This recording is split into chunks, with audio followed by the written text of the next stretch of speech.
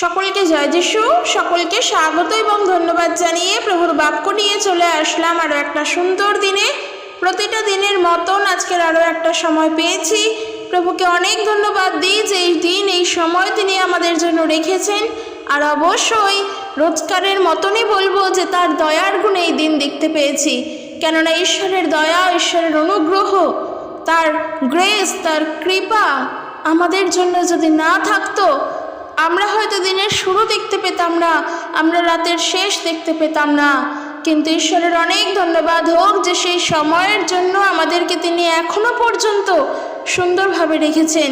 কারণ আমরা জানি যে গত রাতেও এই পৃথিবী ছেড়ে বহু মানুষ চলে গিয়েছে। আজকের নতুন ভোরের সকাল হয়তো তারা দেখতে পায়নি, কিন্তু ঈশ্বর আমাদেরকে রেখেছেন, আমাদের সুস্থভাবে রেখেছেন, ভালোভাবে রেখেছেন। সেই জন্য ঈশ্বরকে অনেক ধন্যবাদ জানাই। এই ধন্যবাদ দেওয়া পৃথিবীর কোণার কোণার প্রত্যেকটা মানুষের জন্য কর্তব্য, যেন আমরা সব সময় প্রভুকে ধন্যবাদ দিই। তো চলো আজকের ভিডিও শুরু করব। তবে আজকের শুরুতেই বলতে চাই, তোমরা যেইখান থেকে, যেই প্রান্ত থেকে আমার ভিডিও দেখো না কেন, তোমাদের সবাইকে অসংখ্য ধন্যবাদ জানাই। কারণ তোমরা আমাকে কেউ দেখোনি আশা রাখি, এবং আমিও তোমাদের কাউকে দেখিনি। কিন্তু এই যে ঈশ্বরের বাক্য মোবাইল ফোনের মধ্য দিয়ে আমাদের একে অপরের কাছে পৌঁছে যাচ্ছে, আর সেই সুযোগ আমাদেরকে ঈশ্বর করে দিয়েছেন, তার জন্য যেমন প্রভুকে ধন্যবাদ দিই, ঠিক একইভাবে তোমরা যে শুনছো, এর জন্য তোমাদের সবাইকে অনেক ধন্যবাদ জানাই। তোমরা তোমাদের সমস্ত মূল্যবান সময়ের মধ্যে থেকেও যখন বাক্য শোনার জন্য মোবাইল ফোনটি অন করছো এবং আমার ভিডিওটি দেখছো, তোমাদের অনেক ধন্যবাদ।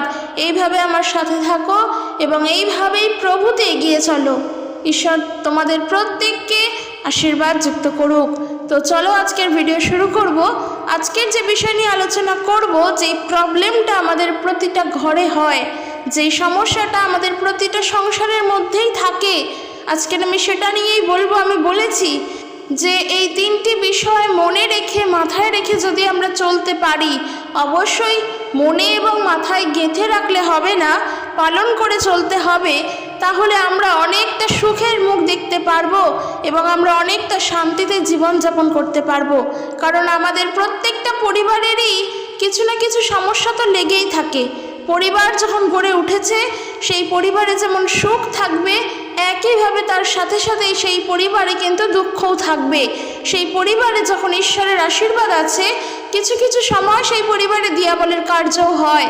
কিন্তু এমন যদি কোনো পরিবার হয় যেখানে ঈশ্বরের আশীর্বাদ আসতে বাধা দান করে দিয়াবলের কাজ, তাহলে আমরা কি করে সেই পরিবারকে, সেই সংসারকে রক্ষা করব? আর আমি তার জন্যই তোমাদেরকে তিনটে বিষয় বলবো। তোমরা শুধুমাত্র সেই বিষয়গুলিকে শুনলে চললে হবে না, সেই বিষয়গুলোকে মনে গেঁথে রাখলে হবে না, অবশ্যই সেই বিষয়গুলোকে পালন করে চলতে হবে। যতক্ষণ আমরা পালন করে চলবো, আমরা কিন্তু সেই বিষয়ের ফল পাবো না। একটি উদাহরণস্বরূপ বলি, ফলকে ধরেই বলি। একটা মনে করো আম গাছের চারা তুমি মাটিতে পুঁতলে এই আশাতে যে পরের বছর তুমি সেই গাছটি থেকে সুস্বাদু আম খেতে পারবে। এই আশা নিয়েই তুমি একটি ছোট্ট চারা গাছ মাটিতে পুঁতলে। এবার দেখো, তুমি তো জানো যে গাছটা ফল দেবে, তুমি এটাও জানো যে গাছটি যখন ধীরে ধীরে বড় হবে, সে পরের বছর গিয়ে আমরা সেই গাছের ফল পেতে পারবো এবং খেতেও পারবো। এটা তুমি জানো। কিন্তু এটা যখন তুমি জানো, তখন তো তোমার এটাও জানতে হয় যে গাছটা একা একা বড় করার জন্য তাকে কিছু রসদ আমার দিতে হবে, যেন সে সুন্দরভাবে বেঁচে থাকে। তো তার জন্য শুধু গাছটা পুঁতে দিলে তো চলবে না, তাতে জল দিতে হবে, তাতে উপযুক্ত সার দিতে হবে, তাকে আলোর পথ দিতে হবে। অর্থাৎ যেই দিক থেকে গাছটি বড় হয়ে উঠলে সূর্যের আলো পাবে এবং সেই আলো পেয়ে সে নিজের খাদ্য নিজে তৈরি করবে, সেই আলোর যোগানটাও দিতে হবে। তো এক কথায় যা যা করণীয় সমস্তটাই করতে হবে, যেন গাছটা সুন্দরভাবে যত্ন সহকারে বড় হয়ে ওঠে এবং বড় হয়ে যাওয়ার পর সেই সুস্বাদু আম যেন আমরা খেতে পাই। তো এই কাজটা করার জন্য, ফলটা পাওয়ার জন্য তো আগে আমাকে খাটনি করতে হবে। আমি ওটাই বললাম যে দেখো, আজকের পরিবারে আমাদের সমস্যা থাকতেই পারে, কিন্তু তার জন্য আমাদের অবশ্য খাটতে হবে। আর সেই খাটনিটা যেন অবশ্যই ঈশ্বরের কাজের জন্য হয়। কারণ আমরা যেহেতু আমাদের পারিপার্শ্বিক সমস্ত চিন্তা ভাবনার থেকেও আমাদের পারিবারিক সমস্যা আসলে আমরা ভেঙে পড়ি, পরিবারের কারোর কিছু হলে আমরা নিজেদের মধ্যে থাকতে পারি না, আমরা মন থেকে ভেঙে পড়ি, শারীরিকভাবে ভেঙে পড়ি। পরিবারে ঝগড়া অশান্তি, সংসারে ঝগড়া অশান্তি চললে আমাদের মনে শান্তি থাকে না। তখন কিন্তু এই শান্তিটুকুনি খোঁজার আশায় আমরা বিভিন্ন জায়গায় ছুটি, যে যেখানে বলে যেমন বলে তেমনটা করি, কিন্তু আমরা কেউই জানতে চাই না যে প্রকৃতভাবে আমি কোথায় গেলে আমার এই সংসারের অশান্তি দূর হবে। আর আমি ওটাই বলবো যে দেখো, প্রভু যিশুকে যারা যারা আমরা জেনেছি, আমরা সবাই জানি, ইভেন বাইবেল এটা বলছে, কারণ প্রভু যিশু তিনি স্বয়ং নিজে বলেছেন যে তিনি শান্তির রাজা, তিনি শান্তির দূত, তিনি আমাদেরকে তার নিজ শান্তি দিয়ে গিয়েছেন, যে শান্তি জগৎ দিতে পারে না। তো যখন আমরা খ্রিস্টকে জানি, এটা জেনে রাখবে যে আমাদের শান্তির কিন্তু অভাব নেই। তাই আজ আমি সবার কাছে বলতে চাই, এই মোবাইল ফোনের মধ্য দিয়ে যাদের কাছে যিশুর নাম এখনো যায়নি, তোমরা যারা শুনছো, তোমরা প্রচার করো তাদের কাছে গিয়ে, তোমরা আমার এই মোবাইল ফোনের মধ্য দিয়েই এই ভিডিও তাদের কাছে পৌঁছে দাও, যেন তারা প্রভু যিশুকে জানতে পারে যে যিশুর কাছে গেলে এই উত্তর আছে। কেন এই উত্তর আছে? আর আমি ওগুলোই বলবো যেটা আমাদের করণীয়। যারা আমরা প্রভু যিশুকে জেনেছি, আমরা তাদের কাছে বলি যাদের সংসারে বিভিন্ন অশান্তি, আর যারা আমরা যিশুকে জেনেছি যদি আমাদের সংসারে তাই হয়, তাহলে অবশ্যই এই তিনটি বিষয় মেনে চলবো। কারণ এটা জানা দরকার যে যিশুর কাছে যেমন শান্তির অভাব নেই, তেমনি যিশুর কাছে কিন্তু আশ্রয়েরও অভাব নেই। তাই আমি কোথায় ছুটবো, কার ওপরে নির্ভর করব? যেখানে গেলে রোগ সারবে ঠিকই, কিন্তু আবার রোগ ধরবে, সেই ডাক্তারের ওপরে? নাকি যার কাছে গেলে আমার রোগটি সরাসরিভাবে এবং সম্পূর্ণভাবে নির্মূল হয়ে যাবে, সেই ডাক্তারের ওপরে? পথ কিন্তু খোলা আছে, তুমি দুদিকে গেলে দুদিকেই শান্তি পাবে, কিন্তু একদিকে গেলে শান্তি পাবে ঠিকই, তৎক্ষণাৎ পর মুহূর্তে আবার শান্তির জন্য অন্য ডাক্তারের কাছে দৌড়াবে। কিন্তু আরও একটি পথ যেটা খোলা, সেখানে গেলে তুমি চিরতরে শান্তি পাবে। কোন পথটা বাঁচবে সেটা সম্পূর্ণ তোমার ব্যক্তি স্বাধীনতা, কারণ এই স্বাধীনতা আমাদের সবার আছে, এটা কখনোই কারোর উপরে জোর করে চাপিয়ে দেওয়ার নয়। তো সেই কারণের জন্য আমাদের যেটা দরকার, যেটা আমরা বিশ্বাসীরা হয়ে বিশ্বাস করি, আমাদের ওই শান্তি দরকার যেই শান্তি আমার চিরকালের। আর তার জন্য ঈশ্বরের কাছে আসতে হবে, প্রভু যিশুর কাছে আসতে হবে। আর আমি সেই বিষয় অনুসারে তিনটে কথা বলবো। প্রথম হলো, যাদের পরিবারে অশান্তি, যাদের সংসারে ঝগড়া বিবাদ লেগেই থাকে, তাদের সর্বপ্রথম তো প্রভু যিশুকে জানা দরকার, যিশুকে বিশ্বাস করা দরকার। সেই ফ্যামিলির একজন মেম্বারও যদি বিশ্বাস করে, তাহলে সেই ব্যক্তির প্রার্থনার দ্বারাও তার পরিবার রক্ষা পাবে, কারণ যিশুর নামেতে তারা রক্ষা পাবে। কিন্তু আগে বিশ্বাস করা দরকার। আর যদি কোনো বিশ্বাসী, যে মনে করো বিশ্বাসী তার পরিবারে একা সে যিশুকে জানে, তার পরিবারে অশান্তি, তখন তার করণীয়, তো আমি দুজনেরই জন্য একটা কথা বলবো, যেটা আমাদের করণীয় সর্বপ্রথম, তা হলো প্রার্থনা করা। হ্যাঁ, যারা যিশুকে জানে না তারা হয়তো জানে না যে কি করে প্রার্থনা করতে হবে, কিন্তু ধীরে ধীরে যখন তারা শেখার আগ্রহী থাকবে, ঠিক তারা শিখে যাবে যে কিভাবে প্রার্থনা করতে হয়, কিভাবে ঈশ্বর প্রার্থনা শ্রবণ করেন। কিন্তু যারা বিশ্বাসীরা আছো, তোমরা তো জানো, ওই জন্য শুরুতেই বললাম যেটা খাটনি করতে হবে, খাটতে হবে। পরিবারকে রক্ষা করতে গেলে, পরিবারকে বাঁচাতে গেলে অবশ্যই তোমার সর্বপ্রথম প্রার্থনা করা দরকার। কারণ ঝগড়া, অশান্তি, বিবাদ কখনোই তা ঈশ্বর সৃষ্টি করেন না, দিয়াবলের থেকে তা আসে। এই অশান্তি থেকে বেরিয়ে আসার জন্য ঈশ্বরের কাছে প্রার্থনা করতে হবে। কারণ আমরা যখন প্রার্থনা করি তখন দিয়াবল ভয় পায়, যখন প্রভুর বাক্য বলি তখন দিয়াবল ভয় পায়, যখন প্রভুর বাক্য পড়ি তখন সে পলায়ন করে। কারণ প্রার্থনাতে এত শক্তি যে প্রার্থনার শক্তিতে জগতের সমস্ত শক্তি শক্তিহীন হয়ে পড়ে। প্রার্থনার শক্তিতে দিয়াবলের শক্তি সকল হীন হয়ে যায়। প্রার্থনার এতই শক্তি, তাই বিশ্বাসীরা হয়ে যারা আমরা বিশ্বাসী, পরিবারে একা যিশুকে জানি এবং আমার বিশ্বাস গ্রহণ করার পর, আমার প্রভু যিশুকে বিশ্বাস করার পর পরিবারে অশান্তি শুরু হয়েছে, আমার উপরে নির্যাতন হচ্ছে, যদি এমন হয় তাহলে বলবো তোমরা আরো প্রবলভাবে প্রার্থনা করো।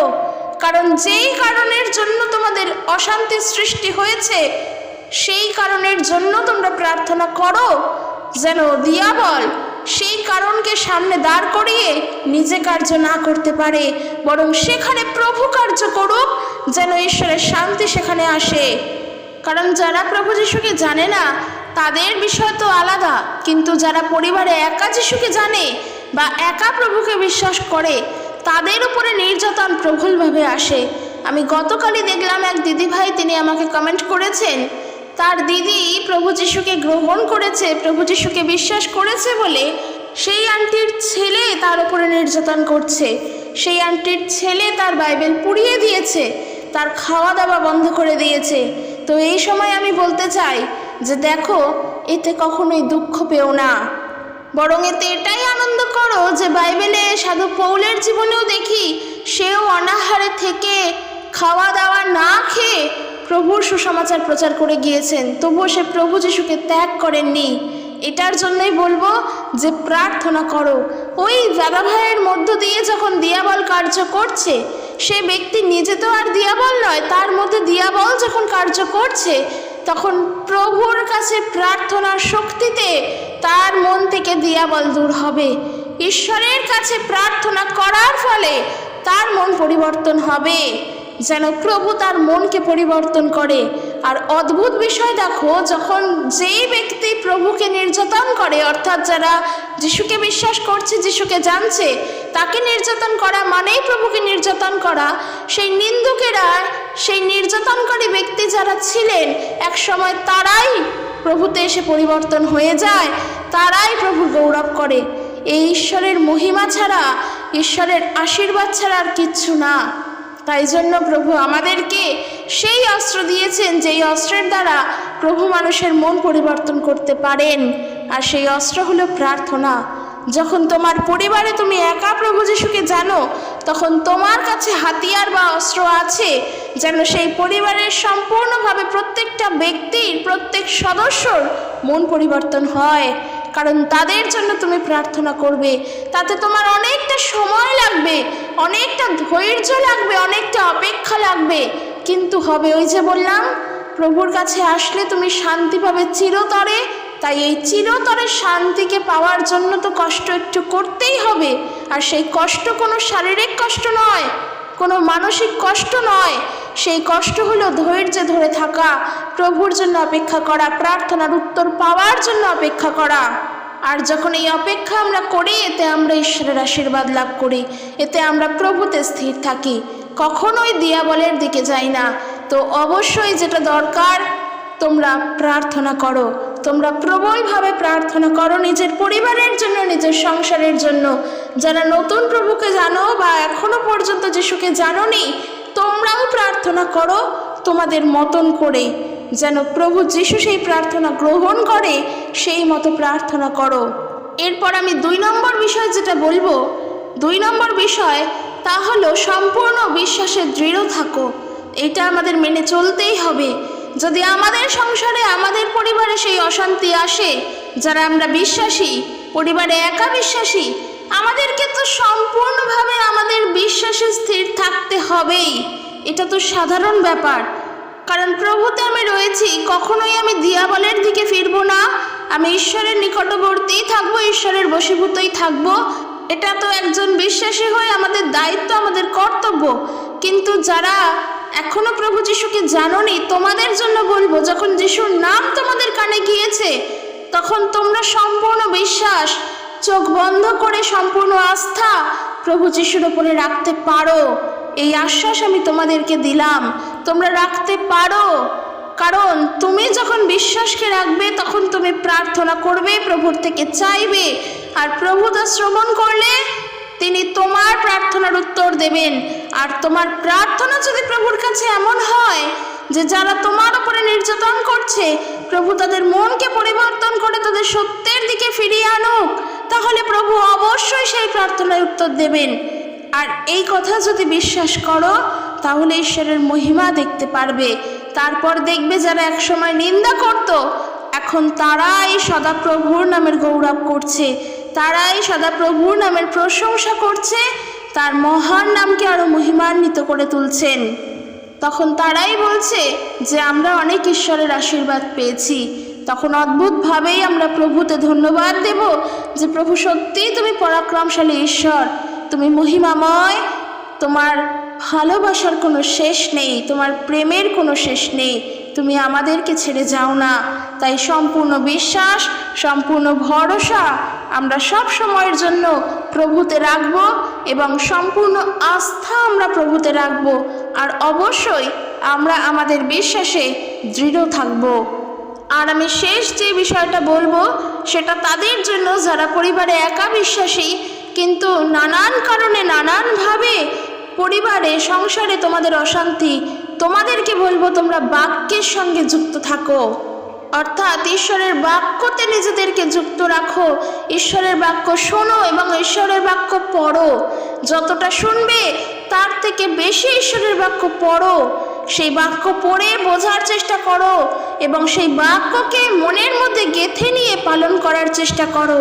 কারণ আমরা জানি প্রভু যিশু যখন দিয়াবল দ্বারা পরীক্ষিত হন, প্রভু যিশু যখন দিয়াবলের প্রলোভনের মুখে পড়ে, প্রভু কিন্তু তার বাক্যের দ্বারাই সেই প্রলোভন থেকে বেরিয়ে এসেছিল। প্রভু কিন্তু তার বাক্যের দ্বারাই দিয়াবলকে পরাস্ত করেছিল। প্রভু সেই বাক্যের দ্বারাই দিয়াবল শয়তান দূর হয়েছিল যিশুর কাছ থেকে। কাজেই বাক্যে যে জোর, বাক্যে যে শক্তি, তা জগতের আর অন্য কিছুতে শক্তি নেই। কেননা আমরা বাইবেল অনুসারে জানি সেই বাক্যই হলেন ঈশ্বর। তাই যত বাক্য পড়বে, যত বাক্যকে শুনবে এবং বোঝার চেষ্টা করবে, তত প্রভু কার্য করবেন। তাই অবশ্যই বাইবেল থেকে পড়বে, বাক্য কোনো মোবাইল ফোন থেকে নয়। কারণ এখানেও একটু বলা প্রয়োজন, কিছুদিন আগে এক দিদিভাই কমেন্ট করেছিল, তিনি আমাকে বলেছিলেন যে তার মণ্ডলীতে জানিয়েছেন যে মোবাইল ফোন থেকে বাক্য তারা যেন না শোনে। তো আমি এখানে বলবো যে তারা একটা দিক ঠিকই বলেছেন, কারণ এই মোবাইল ফোনের মধ্য দিয়ে যেমন সত্য প্রচার হয়, ঠিক একইভাবে কিন্তু অনেক ভ্রান্ত, অনেক ভুল প্রচারও হয়, অনেক ভ্রান্ত প্রচার হয়। এবং ওই সমস্ত ভ্রান্ত প্রচার শুনলে হয়তো আমরা বুঝতে পারি না যে সেখানে সত্যি বলছে না মিথ্যা বলছে। তারা এত সুন্দরভাবেই প্রচার করবে, মনে হবে সত্যিই বলছে, আর সেই প্রচারকে শুনে আমরা সেইভাবেই চলার চেষ্টা করব, কিন্তু তা তো সত্যি নয়। তাই এই ক্ষেত্রে বলবো যে সব সময় মোবাইল ফোন যে ঠিক তা তো না, কারণ বাইবেল আগে, সর্বপ্রথম ঈশ্বরের বাক্য। যখন এই বাক্য সৃষ্টি হয়, যখন কিনা এই বাক্য ছিল, তখন কোনো মোবাইল ফোন ছিল না। মোবাইল ফোন তো দুদিনের এসেছে, এ তো মানুষের তৈরি, কিন্তু বাক্য তো মানুষের তৈরি নয়। তাই যা ঈশ্বরের তৈরি আমরা অবশ্যই সেই দিকেই ধ্যান দেব। অবশ্যই সর্বপ্রথম বাইবেলকে নিজে খুলে পড়ব। আর আমি এখানে বলি যে আমার ভিডিও তোমরা শুনতে পারো, এটুকু আশ্বাস আমি তোমাদের দিতে পারি। কারণ এখানে কোনো ভ্রান্ত আমি প্রচার করি না, কোনো ভুল শিক্ষা আমি দান করতে চাই না। যা বাইবেল বলছে আমি সেটাই বলতে চাই। তাই এই ভিডিও তোমরা দেখতে পারো, তার আগেও অবশ্যই বাইবেল পড়ো। কারণ বাক্য পড়বে যখন, প্রভুর সঙ্গে সরাসরি কথা বলবে, আর ওই কথোপকথনের মধ্য দিয়ে প্রভুর আশীর্বাদ আসবে। আর যেটা বলছিলাম যে একা যদি পরিবারে বিশ্বাসী হও, তাহলে তোমাদের তো বাইবেল পড়াই দরকার। নিজেদের হয়তো অনেক কাজের মধ্য থেকে বই পড়ার সময় পাও না, কিংবা যখনই বই পড়তে বসো, যখনই বাইবেলটা পড়ার জন্য বসো, প্রার্থনা করার জন্য বসো, তখন চারিদিকের নানান টেনশন, নানান কাজ ওই সময় এসেই উপস্থিত হয়। এটা জানবে, এটা হয়, খুবই হয়। যখনই আমরা বাক্য পড়ার জন্য বসি, হয় কেউ ডাকে, হয় মোবাইল ফোন বেজে ওঠে, বা কোনো প্রবলেম একটা চলে আসে, অর্থাৎ সেই পড়াটা আর আমাদের হয় না। এখানেও দিয়াবল কাজ করে, কিন্তু না, এই কাজ করে বলে যে আমরা হাল ছেড়ে দেব সেটা তো কখনোই নয়। আমরা অবশ্যই যত সমস্যায় আসুক না কেন আমরা বই পড়ব, বাক্য পড়ে বোঝার চেষ্টা করব, তারপরে উঠব। এমনই যদি সমস্যা হয়ে থাকে তাহলে এমন একটা সময় বেছে নাও যেই সময় কোনো সমস্যা আসবে না বাইরের দিক থেকে, ওই সময় বাইবেল পড়বে। কিন্তু বাক্য পড়তে হবে।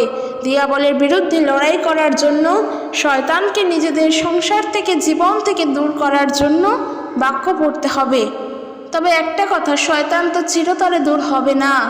এখন তো সে চিরতরে দূর হবেই না, কারণ প্রভুর কার্য যখন হচ্ছে, দিয়াবলের কার্য থাকবেই। এমন অনেক জায়গা আছে যেখানে যিশুর নাম প্রচারের জন্য হয়তো অনেক মানুষ যান, কিন্তু প্রচার করতে পারেন না। তারা অনেক সুন্দর প্রচারক, অনেক সুন্দরভাবে প্রভুর কথা বোঝান, কিন্তু প্রচার করতে পারেন না। কেন না? তার পারিপার্শ্বিক নানান দিক থেকে, সামাজিক দিক থেকে বাধা আসে। সেখানে দিয়াবল বাধা সৃষ্টি করে, মানুষের কাছে ঈশ্বরের বাক্যকে পৌঁছতে দেয় না। তো তার জন্য কি আমরা হাল ছেড়ে দেব? কখনো না। আজ হয়নি, কাল হয়নি, পরশু হয়নি, একদিন ঠিক হবে। কারণ জয় কিন্তু সবসময় সত্যের হয়, জয় কিন্তু সবসময় ঈশ্বরের হয়। তাই সংসারে যত প্রবলেম আসুক, যত চিন্তা, যত দুঃখ আসুক, যেগুলো আমরা শুনলাম, বাক্য পড়া, বাক্য পালন করে চলা, প্রার্থনায় যুক্ত থাকা সব সময়, কারণ এই প্রার্থনার মধ্য দিয়েই আমরা সব কথা প্রভুকে জানাই। প্রার্থনায় যুক্ত থাকা এবং নিজের বিশ্বাসে, নিজের স্থিরতা থাকা, সম্পূর্ণ আস্থা, সম্পূর্ণ ভরসা প্রভুর ওপরে রাখা, যদি এই সবগুলোকে নিয়ে আমরা চলতে পারি, অবশ্যই আমরা ঈশ্বরের আশীর্বাদ পাব। কারণ প্রভু দেখবেন যে সেই সময়গুলো, সমস্যার সময়গুলো আমরা ঈশ্বরের নিকটবর্তী আছি। কারণ বাইবেল বলছে কি, যতই ঝড়ঝাপটা আসুক আমরা যেন প্রভুতেই থাকি। আর বাইবেল বলে, বাক্য বলে, তোমরা সর্বদা ঈশ্বরের নিকটবর্তী হও, ঈশ্বরের বশীভূত হও, যেন আমরা কখনোই দিয়াবলের বশীভূত না হই, যেন আমরা কখনোই দিয়াবলের নিকটবর্তীও না হই। কারণ বাক্য এটাও বলে যে যদি আমরা আমাদের বিশ্বাসে দৃঢ় থাকতে পারি, আমাদের বিশ্বাসে আমরা স্থির থাকতে পারি, তাহলে পলায়ন করবে সেই দিয়াবল যে প্রভুকে ভয় পায়। আমাদের বিশ্বাসের দৃঢ়তার দ্বারাই দিয়াবল আমাদের থেকে পালাবে। তাই একজন খ্রিস্ট বিশ্বাসী হয়ে কি একজন খ্রিস্ট বিশ্বাসী না হয়ে যদি যিশুকে না জানি, তাহলে আমরা শুনবো, জানবো, চেষ্টা করব বোঝার। যখন প্রভুর নাম আমাদের কানে এসেছে, আমরা তাকে বোঝার চেষ্টা করব, কিংবা প্রভুকে জানার জন্য আরও আগ্রহী হব। তবে যারা বিশ্বাসী, আমরা অবশ্যই এই কথাগুলি মেনে চলব। বাক্য পড়া, প্রার্থনা করা, প্রভুতে আস্থা রাখা, প্রভুর উপরে ভরসা রাখা, প্রভুতে দৃঢ় থাকা। ঈশ্বর আমাদের সবাইকে তখন রক্ষা করবেন, কারণ আমরা তার নিকটবর্তী থাকব। তো চলো আজকের এখানে শেষ করছি। কেমন লাগলো ভিডিওটি জানিও, আর অবশ্যই শেয়ার করে দিও তাদের কাছে যারা এখনও প্রভুর কাছে আসতে পারেনি, যারা এখনও প্রভুর বাক্যকে জানতে পারেনি। কারণ প্রভু আমাদের প্রত্যেককে ভালোবাসেন। ঈশ্বর তার আপন বাক্যের দ্বারা সবাইকে আশীর্বাদ যুক্ত করুক। জয় যিশু। Praise the Lord.